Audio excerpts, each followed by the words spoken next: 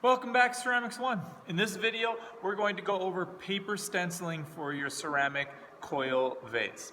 Okay, so what I've done outside of the camera is I've taken some pieces of paper. This is just a leftover scrap of paper from the paper bucket behind me.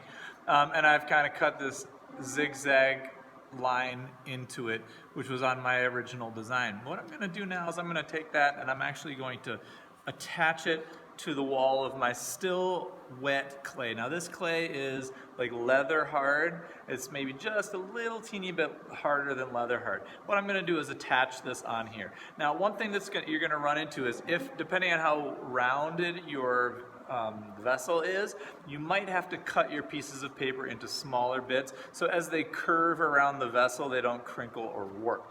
So you can grab one of the scissors in class and take it and cut out your designs. And I'm just going to take these couple, 3-4 designs I've got here and just actually cut all of them in half. Now I took like 3 sheets of paper and stacked them on top of each other to make my designs so that they were all pretty close. They're not perfectly symmetrical, but they're fairly close. Okay, I also have some straight pieces here that I'll use as a border. Okay, now as you do this, you have to think of what are you going to need to do for your design. Do you want it to be the positive design or the negative design? So wherever your paper is will be the regular clay color. Wherever your clay is exposed, you're going to paint over that. Okay, so to get started, you're going to need your paper templates that you're going to use to fasten onto your clay. You'll also need some underglaze, and you'll need some water, just clean water for the attaching, a water cup to rinse your brushes out and stuff, and then I like to use a bigger, wide, flat brush to do the painting so that it's nice and even, but if you have smaller spots, you can use one of the smaller round brushes. Okay, so getting started, I want the color, maybe I'll do this upside down. I want the color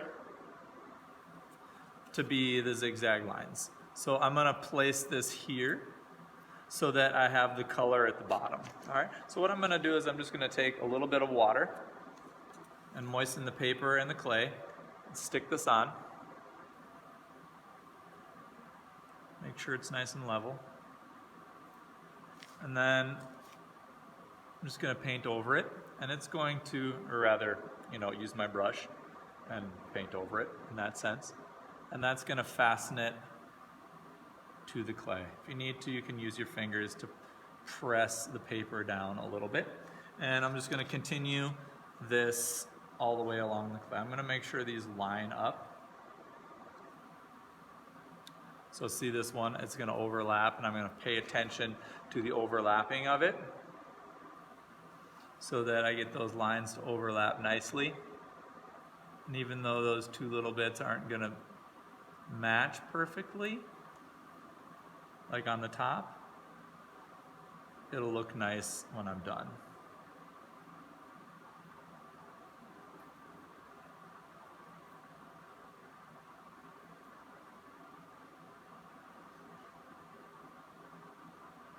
Now this is pretty much the same concept as the tape resist method. Tape resist method is going to be the same idea of you're taping off an area and you're making sure that that area has been covered.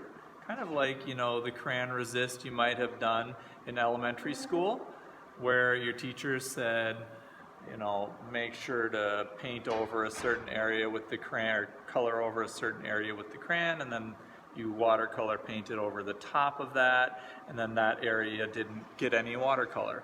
Okay, it's kind of the same exact concept, but we're using paper because we can't use a crayon resist on here yet because it hasn't been fired. So continue your line around, making sure you line up your design so it follows the right way.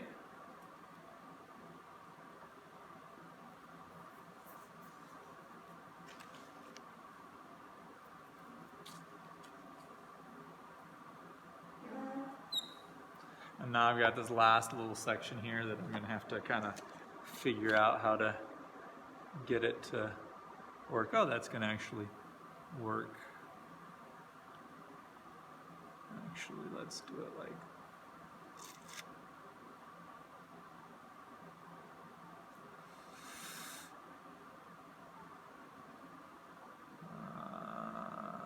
I might have to cut this other one off here. I want to cut this one off. And it might take a little bit of finagling on your part to make sure your design ends up working out. That's the hard part about working with something that is round, is that you might not be able to get it to work out. This is where the whole pre-planning thing is better. I can live with that. That's a little better.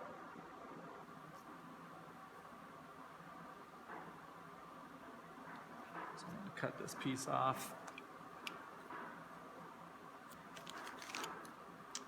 And attach this one on.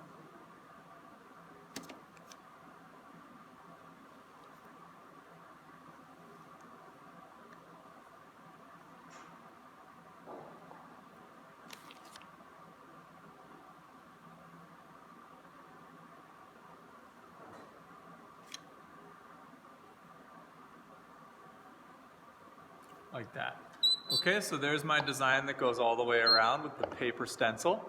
Now what I'm going to do is I'm going to use a color, and this is where you would think about your color scheme and what you want to use, and whether you want your colors to be analogous maybe, or warm colors or cool colors. Here's my color palette that I have taken from the side of the room. I'm going to start with some red. I'm going to start with red. So I'm going to use the red, and I'm going to paint this right at the base. So basically all I'm going to do is I'm going to take this underglaze and paint it over the top. Now because we did the stencil on there, the paint should just stay on the top, and you should get a nice crisp line on your design. Now mine, like I said, is a little teeny bit harder than leather hard. I would usually tell kids to have it a little bit drier than this, so you can kind of see that my paint is not drying very quickly on there, but you can also see that the paint is sticking, and you can see I'm just painting right over that template line. All right. Now, what you're going to want to do is you're going to want to let this dry up a little bit so that it's nice and thick enough so that you can't see your clay through it. But at the same time, you want it to be nice and even. Don't leave it streaky or too light. Make sure you start with enough paint in your container so you don't have to get up too many times.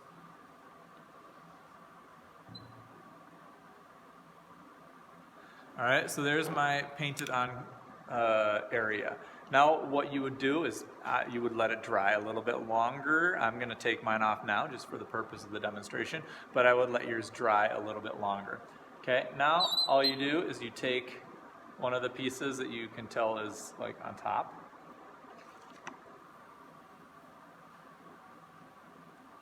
Remove it.